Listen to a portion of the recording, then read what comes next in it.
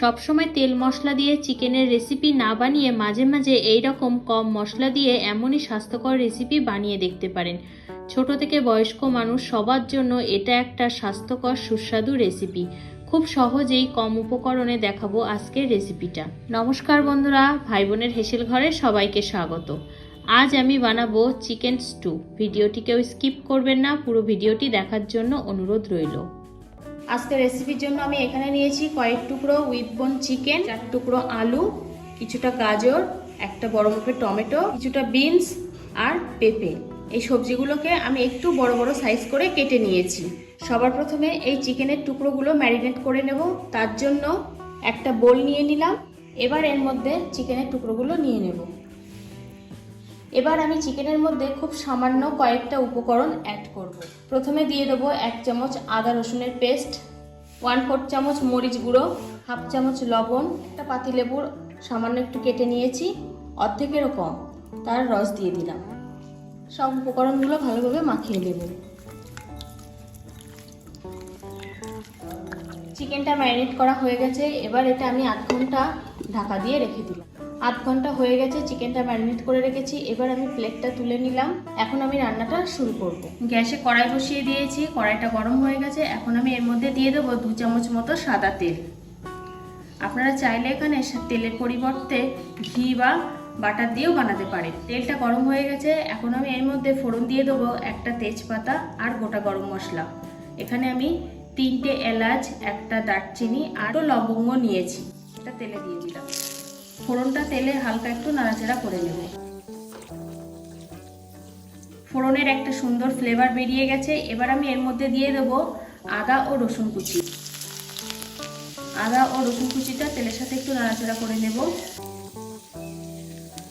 এখানে আমি 1 চামচেরও কম কিন্তু আদা ও রসুন কুচি দিয়েছি, যেহেতু আমার মাংসের পরিমাণ অনুযায়ী আমি এখানে দিয়েছি। আপনারা পরিমাণ বাড়ালে উপকরণগুলো কিন্তু বাড়াবে।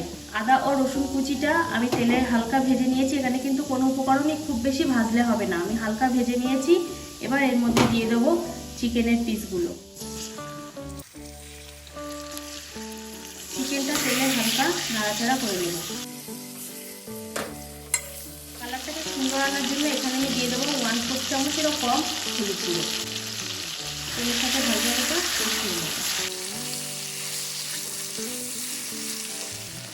চিকেনটা আমি 3 থেকে 4 মিনিট তেলে নাড়াচাড়া করে নিয়েছি।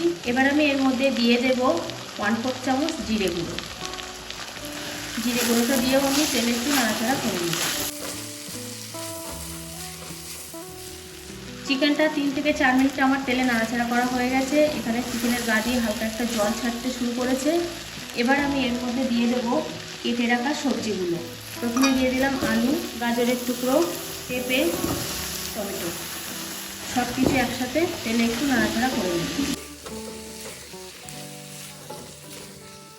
বিনসটা কিন্তু আমি এখন দেবো না, বিনসটা আমি একটু পরেই দেবো। কিনা আমার এখানে লবণ দেওয়া আছে, সবজিতে কিন্তু লবণ নেই। সেই সবজির আন্দাজ অনুযায়ী আমি 1/2 চামচ দিয়ে দিলাম লবণ। সব কিছু আবার ভালোভাবে নাড়িয়ে দেবো একটু তেলের সাথে।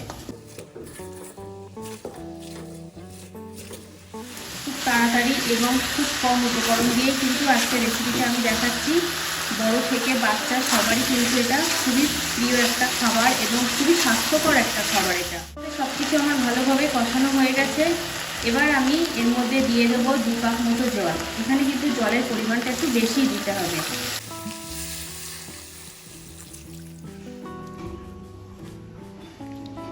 জলের সাথে মিশিয়ে নেব সব কিছু।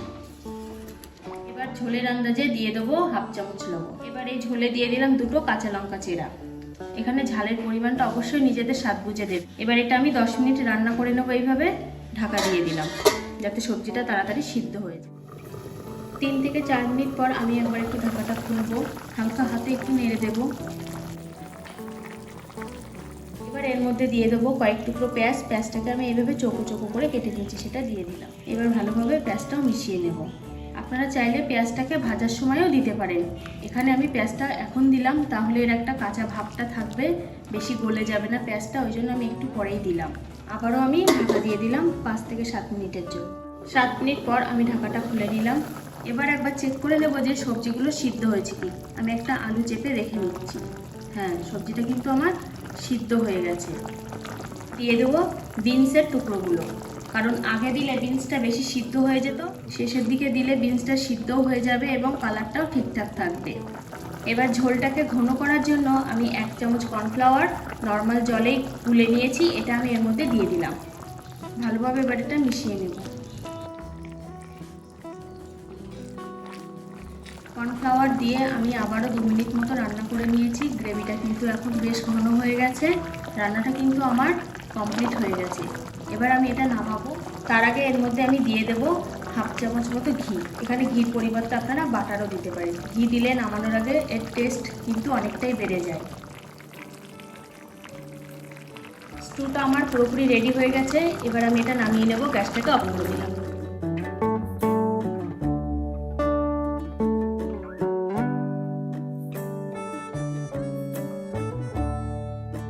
এবার উপর থেকে অল্প একটু বিট নুন আর গোলমরিচ গুঁড়ো ছড়িয়ে দিলাম। এটা স্টুটা খেতে আরও বেশি ভালো লাগে। ডেকোরেশনের জন্য দিয়ে দিলাম কয়েক টুকরো ধনেপাতা কুচি। রেডি হয়ে গেল আজকের রেসিপি চিকেন স্টু। এটা কিন্তু এখন গরম গরম বাচ্চাদেরকে ভাতের সাথেও খাওয়াতে পারেন, বা আপনারা নিজেরা বড়রা আর কি ব্রেডটাকে একটু সেঁকে নিয়ে, মানে পাউরুটিকে সেঁকে নিয়েও সেটার সাথেও কিন্তু এটা ভালোই লাগবে খেতে। খুব স্বাস্থ্যকর একটা রেসিপি আজকে শেয়ার করলাম। যারা এতক্ষণ আমার ভিডিওটি দেখছেন অবশ্যই তারা একটা লাইক এবং কেমন লাগছে ভিডিওটি অবশ্যই কমেন্ট করে জানাবেন কিন্তু। আর এমনই নিত্য নতুন রান্নার আপডেট পেতে হলে আমার চ্যানেলটিকে অবশ্যই ফলো করবেন। আজকের রেসিপিটা তাহলে এই পর্যন্ত। যে সকল নতুন বন্ধু আমার ইউটিউব চ্যানেল থেকে দেখছেন তারা অবশ্যই চ্যানেলটিকে সাবস্ক্রাইব করে দেবেন, আর যে সকল বন্ধুরা ফেসবুক থেকে দেখছেন তারা অবশ্যই ফেসবুক পেজটিকে ফলো করে দেবেন। আজ তাহলে এই পর্যন্ত, দেখা হচ্ছে পরের কোনো নতুন রেসিপিতে।